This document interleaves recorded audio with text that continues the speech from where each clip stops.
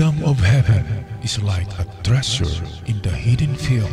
Welcome back sa ating channel mga katiyats para sa isang pag-analyze nitong treasure marker na napakaganda. Ito yung mga marker na nagsasabi na treasure on the spot or inside or under the rock.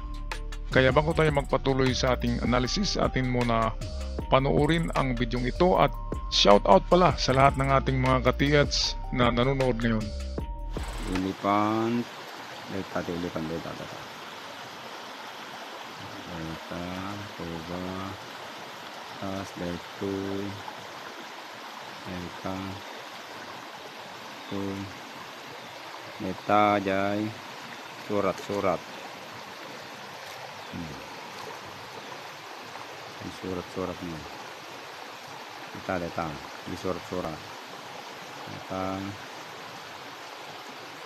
Apa nih apa? Udah bilog na. Yan. Oh, ore ada iwak. Kita jising marker. Okay.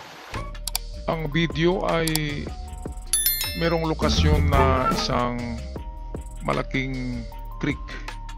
Sa palagay ko ito'y waterfalls sa itaas at napakalaki ng mga bato. Pwedeng mga treasure inside the rock ito, pwedeng mga chamber, pwedeng may chamber na ginawa and then sinemento at hindi mahalata na simentado kasi malapad ang bato dyan at malaki.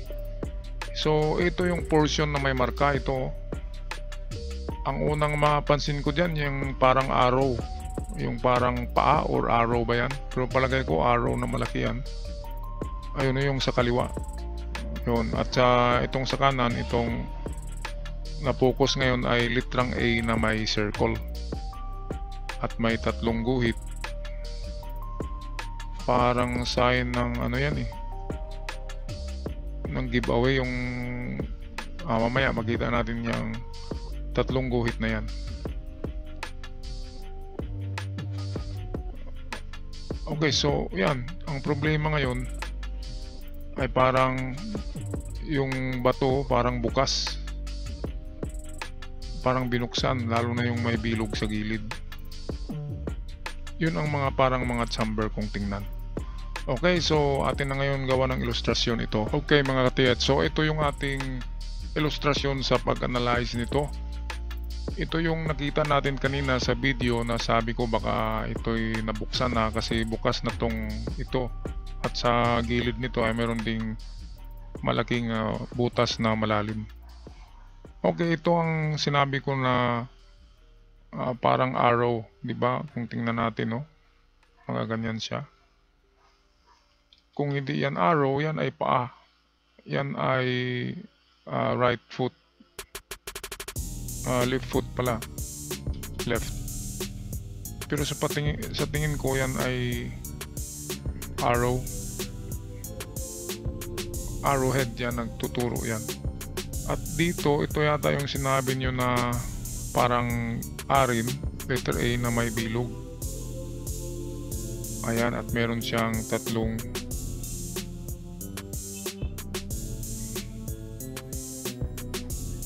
guhit. So pwedeng distansya yan, karamihan ng guhit ay distansya. So nagsasabi siya na tatlo. So pwedeng 3 meters or 3 yards galing dyan. Ngayon sa malayo, hindi natin ganong makita na letter A ito, pero para siyang letter Y sa malayo. Tingnan, ayan, no? At ang tinuturo nito, meron pa kasi dito manipis, parang arrowhead din siya. Nagturo yan dyan.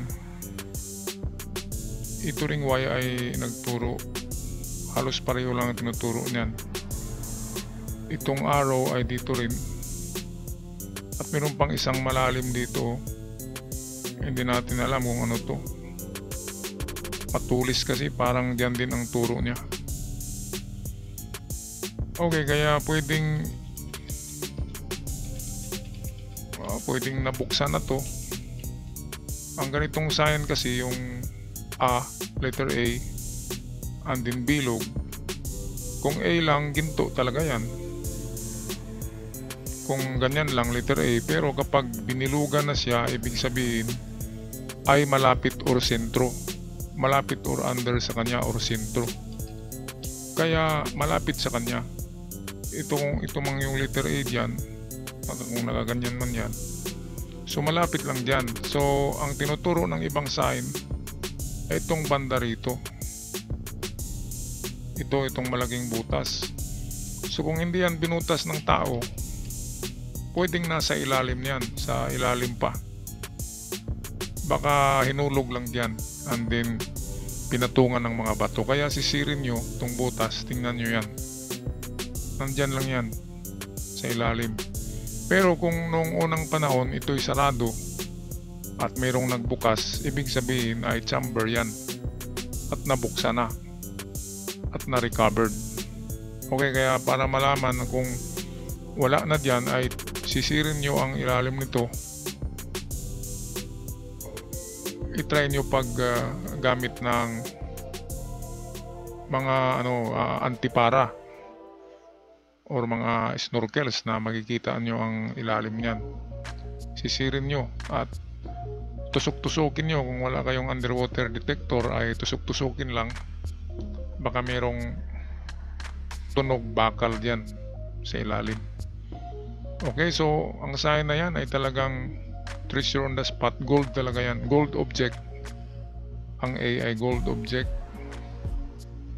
plus bilog on the spot or under or inside. Kaya diyan lang talaga yan. Ngayon, kung kayo'y nagdalawang isip, i-try nyo pag pukpok itong bato na ito. Baka nandyan lang nakabaon sa sign na itong A. Baka nandyan lang sa ilalim niya. Pukpukin nyo to ng martilyo, baka halo din yan. Baka may laman. Okay, so puntahan natin ng isa pang sign. Ito yan. So ito yung kanyang close up. Parang anarchy, di ba? Anarchy in the UK. Ganyan. So tatlong guhit. Ito ang tinuturo nito 3 meters, pero ganun pa rin ang direksyon ay papunta rito.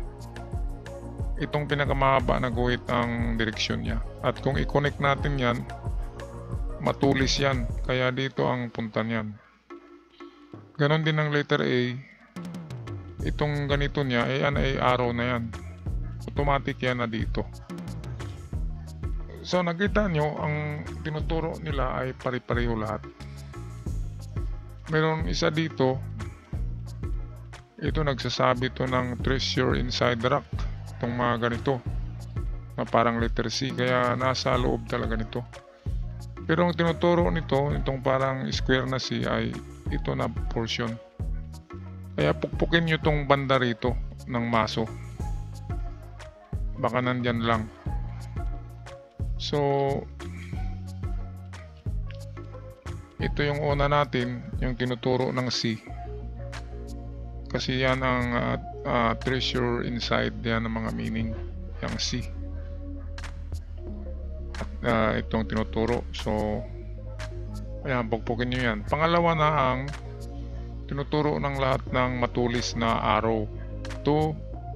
Itong tatlo na yan, kapag i-connect natin yan ay ganito ang itsura niya. So dito siya.